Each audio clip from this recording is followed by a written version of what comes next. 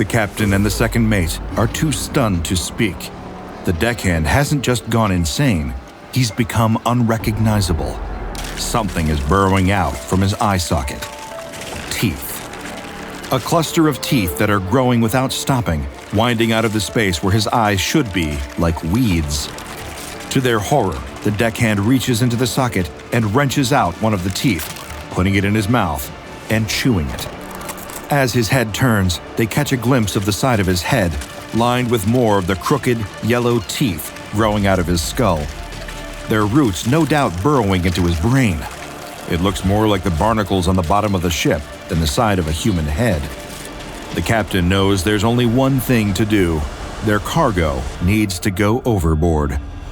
She's the one doing this. On October 19, 1985, the cargo ship, the SS Mavis, would be sailing en route to the United Kingdom. Within a week, the vessel would be found by SCP Foundation agents.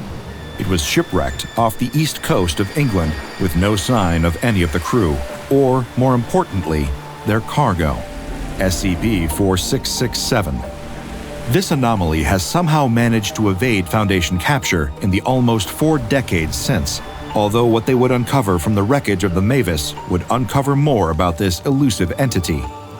The SS Mavis had been on a course from a port in Russia to the United Kingdom, carrying a number of individuals from Irkutsk within the USSR. Research and evidence gathered by the Foundation indicates that one of these individuals was Yosif Yekaterina, a local dentist from the area.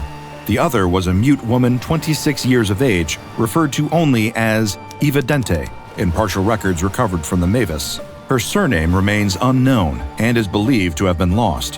While at the time of the shipwreck's discovery, the Foundation assumed that this was a case of 2 Soviet defectors fleeing from the USSR during the Cold War, smuggled aboard the cargo ship, it was quickly determined that these 2 individuals were far from ordinary civilians. Yosif Yekaterina had departed Russia after contacting a colleague of his in Britain, discussing an unusual discovery he had made regarding one of his patients.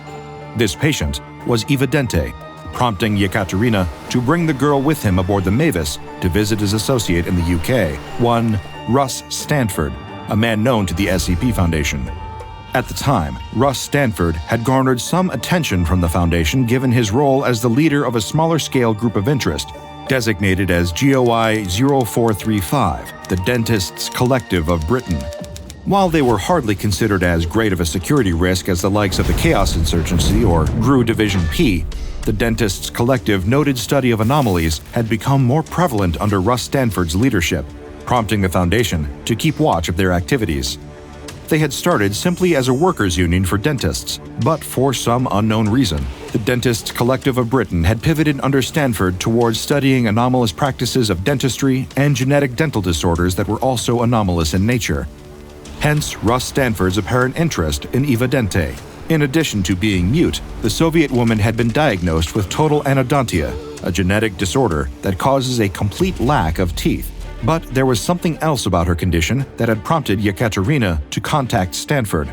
The Foundation has since determined that Evidente is SCP-4667. Upon hearing about the anomalous dental condition of Yekaterina's patient, Stanford was eager to examine her for himself.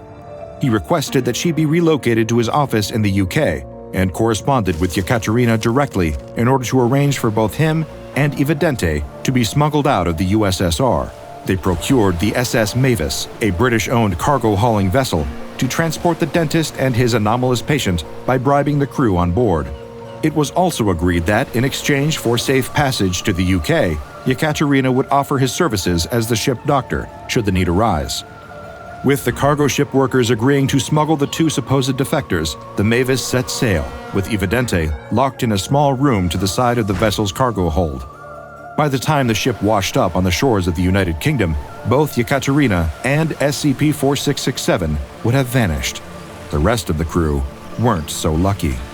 Aboard the SS Mavis were Captain Boleslav Kondrat, the chief mate Carlton Tilda, the ship's chief engineer Kenelm Hiram, Wilhelm Kale the second mate, and deckhand Sebastian Wendell. During the initial transit from the USSR to the UK, Wendell was keeping an eye on Evidente in her room. He and Kale discussed her activity, noting that she seemed to be pacing around inside. Neither had been told why she was being held in the cargo hold room. They had only heard from Yekaterina that she was mute and lacked any teeth. Beyond that, they weren't given a reason from their captain as to why she was aboard.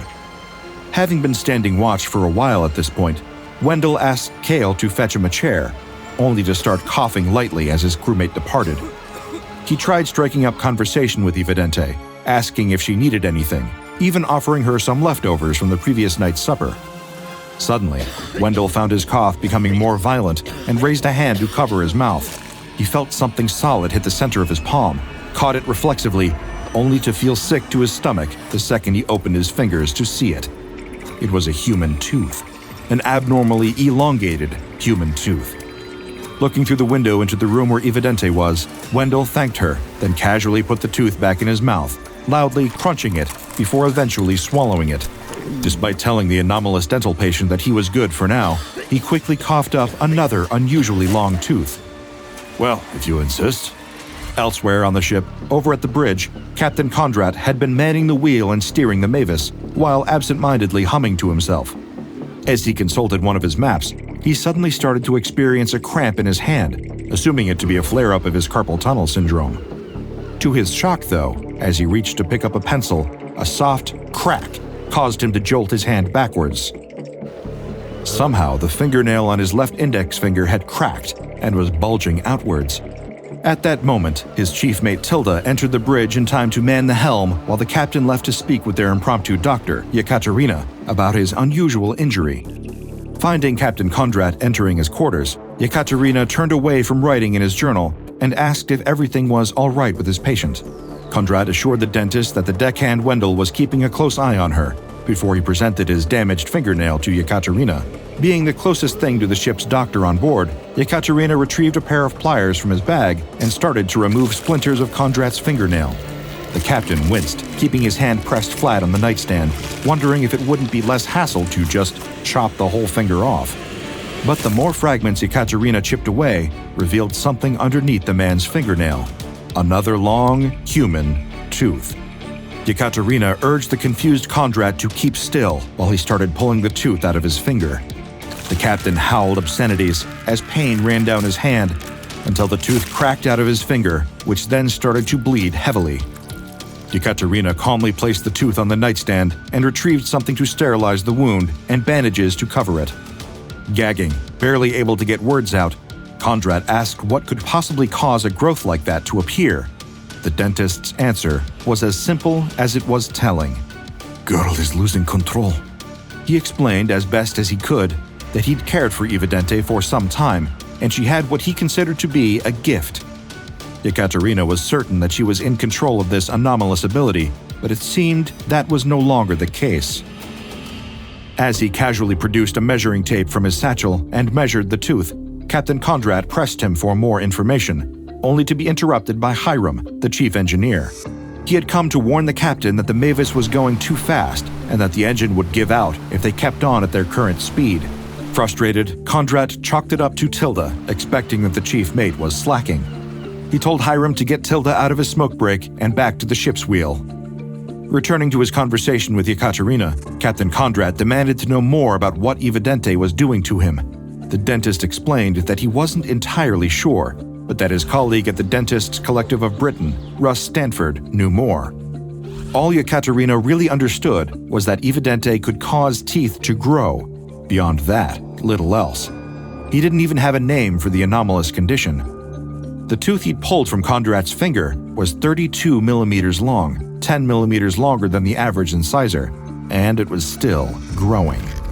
While Kondrat departed Yekaterina's quarters, over at the helm of the ship, Tilda hadn't stepped away from the wheel at all. He just couldn't move. Following the captain's orders, Hiram headed over to the bridge to get the chief mate to slow the cargo vessel down, only to freeze on the spot the moment he saw Tilda. He backed away, horrified, only to start feeling lightheaded. With a heavy thump, Hiram dropped to the floor, fainted. Tilda wasn't moving. He couldn't move. His body was covered in copious amounts of the same elongated teeth, growing out of his arms, legs, hands, splitting through fingernails, and breaking the skin of his knuckles as more of them came bursting out. The teeth surrounded his entire body and had intertwined with the ship's controls, causing the Mavis's gradual acceleration. While Hiram lay unconscious on the floor, there then came the sound of cracking. A puddle of blood started to form underneath him. Back in the cargo hold, something equally strange was happening to Wendell. He was chewing, but no crunching could be heard.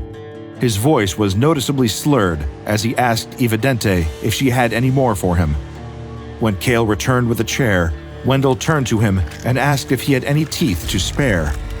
Before the terrified Cale could properly process what he was seeing, Wendell reached into his eye socket with 2 of his fingers and pulled out another elongated tooth before he put it in his mouth and started chewing. Conrad entered just in time to see this unfold, the captain and his second mate baffled and horrified by what was going on. Wendell jeered that eating his own teeth was better than Cale's cooking, before insisting he was still watching their anomalous cargo. Captain Conrad explained as best he could that Evidente was somehow messing with Wendell and that he wasn't supposed to have teeth growing out of his eyes. Without warning, Wendell collapsed, gripping his gut in agony. The tooth fragments in his stomach were still growing and had elongated so much that they were able to puncture through his abdomen. They didn't stop, small enamel spikes tearing through his shirt, while Cale, on Conrad's order, grabbed the ship's keys from Wendell. The captain declared he wanted to throw Evidente overboard. Cale brought the keys up to the door, only for another tooth to suddenly grow out of the tip of his index finger. It pierced right through his thumb, causing him to drop the keys in pain. As they clattered to the floor, Evidente reached under the door and grabbed them. But as Conrad was quick to taunt her, she couldn't unlock the door from inside the room. Within the cargo hold side room, Evidente threw the keys in frustration. She stared at the sealed door, and as she did, screams could be heard from the other side.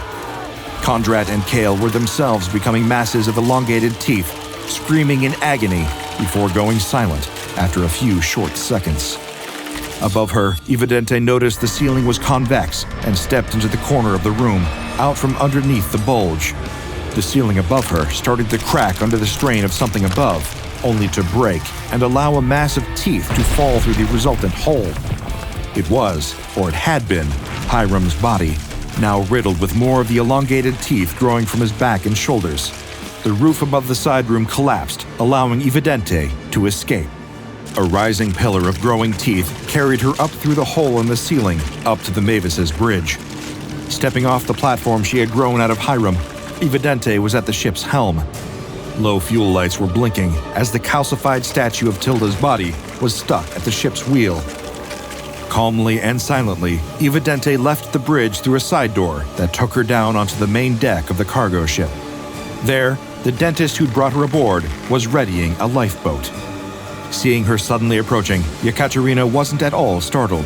Instead, he spoke to Evidente in Russian, telling her, "You know I care about you and your craft, unlike these others. I will await your reclamation. I hope my service was satisfactory."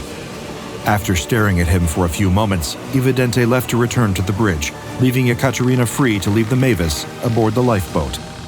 When the ship would eventually wash up on the coast of the United Kingdom, there was no one still alive on board. Or rather, there wouldn't be by the time the Foundation arrived, but they weren't the one to get to the Mavis first. Having been expecting the cargo ship's arrival, members of GOI 0435, including the leader of the Dentists Collective of Britain, Russ Stanford, were quick to arrive at the site of the shipwreck. It was October 21st, 1985. The arrival of the Dentists Collective was recorded by one of their members carrying a video camera. Stanford claimed that she had spoken to him the night before, that she wanted the group to see something. He instructed the cameraman to keep the film steady, as there'd be others who would want to see. Approaching the Mavis's wreckage, Stanford quickly recognized it as the cargo ship that Yekaterina had bribed. He called out to see if there was anyone else still alive on board. As he did, Evidente emerged on the deck of the Mavis. Stanford, with the majority of the rest of the group, called out to her and claimed that they had studied her craft.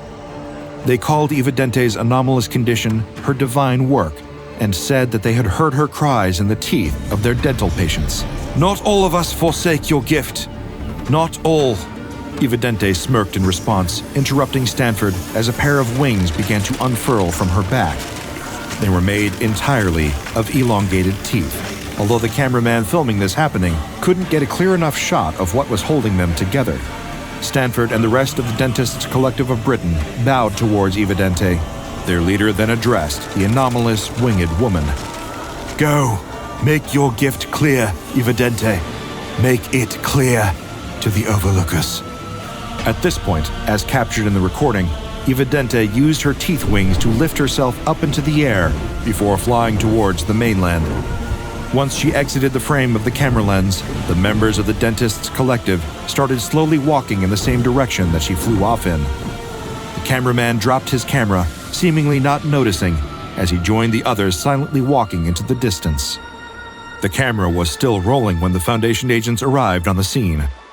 Multiple objects of significance were recovered from the scene of the SS Mavis wreck, including the bodies of its crew, a photo, and the camera, with some of its recordings still intact. The photograph, presumed to have been dropped by one of the dentists, was a black and white image of one of their group meetings, dated several years earlier, showing the collective's members sitting around a table. Written on the back was the phrase, "Dentists Meeting 1981, we grow stronger every day." Among the figures in the photo, Russ Stanford could be seen standing at the far side of the table. Following the recovery of the SS Mavis's shipwreck, the SCP Foundation has been unable to ascertain the whereabouts of GOI 0435. Researchers have postulated that this was more than a group of practitioners with an interest in anomalous dentistry.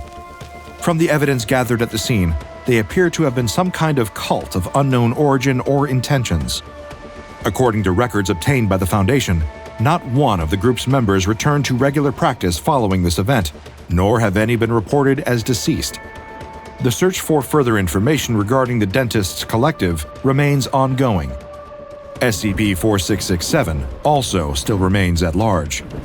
Despite knowing of her existence, SCP-4667 has never been in Foundation custody.